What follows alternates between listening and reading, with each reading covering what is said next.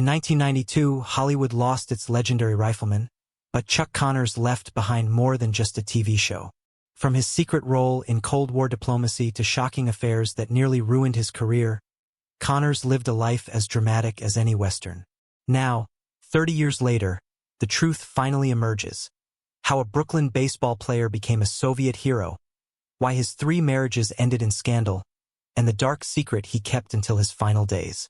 Chuck Connors was born as Kevin Joseph Aloysius Connors on April 10, 1921, in Brooklyn, New York.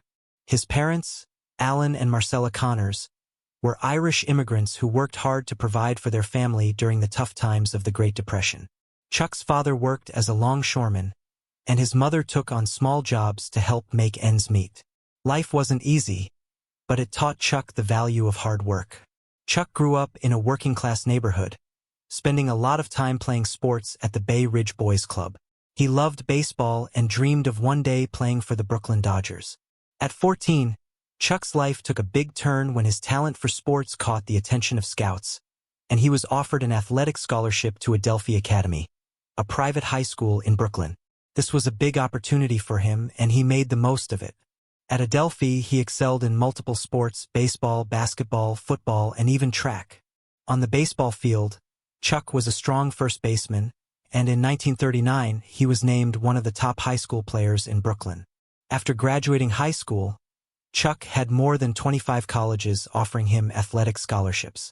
He chose Seton Hall University in New Jersey, where he played both basketball and baseball. On the basketball court, he was a backup center, using his height and defense to help the team win, but it was baseball where he really stood out. In one memorable game in 1942, Chuck hit 2 home runs and had 6 RBIs, catching the attention of professional scouts. During this time, Chuck finally got the nickname he's known for. While playing first base, he would yell, "Chuck it to me," and the name stuck. Chuck's college years were interrupted by World War II. In 1942, he joined the Army and trained at Fort Knox. Because of his height and athletic skills, he was chosen to be a tank warfare instructor. He later worked at West Point, training soldiers and even teaching famous football players who went on to win national championships.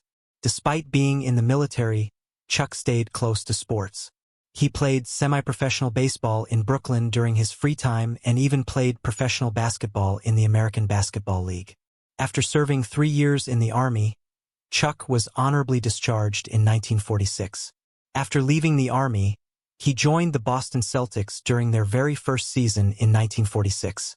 Standing 6 feet 5 inches tall, he played as a forward and center. Connors played in 49 games that season, scoring an average of 4.5 points per game. His best game came on December 13, 1946, when he scored 15 points in a close win against the Providence Steamrollers. But his basketball career didn't last long. In February 1947, after just a few months with the Celtics, Connors left to chase another dream: baseball. On May 1, 1949, he got his big chance with the Brooklyn Dodgers, but it didn't start well. In his one and only game for the Dodgers, Connors hit into a double play and the team lost. Instead of giving up, he worked hard in the minor leagues, playing for teams like the Montreal Royals. In 1951, he made it back to the majors with the Chicago Cubs. That season, he played 66 games and had some big moments. On July 18, 1951, he hit his first home run against the New York Giants. A month later, on August 26, he hit another one, also against the Giants. By the end of the season, Connors had 48 hits and a batting average of .239. Not bad for someone who split his time between 2 sports. Chuck Connors' Hollywood story began in the most unexpected way. In 1952, he was playing baseball for the Los Angeles Angels, a minor league team. One sunny afternoon during a game against the Sacramento Solons, something unusual happened. Chuck hit a massive home run. It wasn't just any home run. It cleared the fence and caught the attention of someone in the crowd, Bill Grady, a casting director from MGM. Grady couldn't ignore Chuck's tall, strong frame and rugged face. After the game, he walked right into the locker room and handed Chuck his card, telling him, "You should think about acting." Chuck didn't take it seriously at first. He was focused on baseball and didn't see himself as an actor.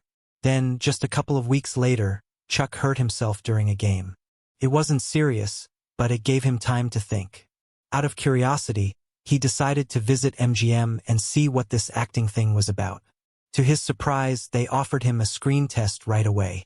He gave it a shot and they liked what they saw. Just 3 days later, Chuck signed his first Hollywood contract. That quick decision changed his life forever. His first role was in a movie called Pat and Mike, a romantic comedy starring Spencer Tracy and Katharine Hepburn. Chuck's part was small, he played a police captain, but it was still a big moment for someone who had just started acting. On his first day of filming, Chuck was excited but nervous. He arrived early and spent hours getting ready. His scene didn't happen until late that night, but when the cameras finally rolled, he nailed it in just 2 takes. Spencer Tracy even pulled him aside afterward and told him, "You've got something. Stick with it." Those words meant the world to Chuck and gave him the confidence to keep going. After that, Chuck dove headfirst into acting. Between 1952 and 1958, he appeared in over 20 movies. One of his most memorable early roles was in Disney's Old Yeller, 1957, where he played Bern Sanderson. The movie was a huge hit and helped Chuck get noticed even more.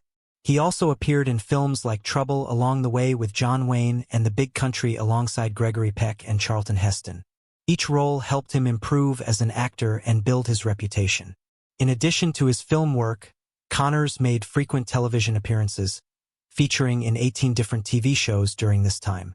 Balancing both film and TV was uncommon for actors back then, but Connors' work ethic and versatility allowed him to succeed in both mediums. Those 6 years of hard work prepared him for the next chapter of his career, The Rifleman. Chuck Connors became famous as Lucas McCain in The Rifleman, but it didn't happen right away. In 1957, Connors played a father in Old Yeller.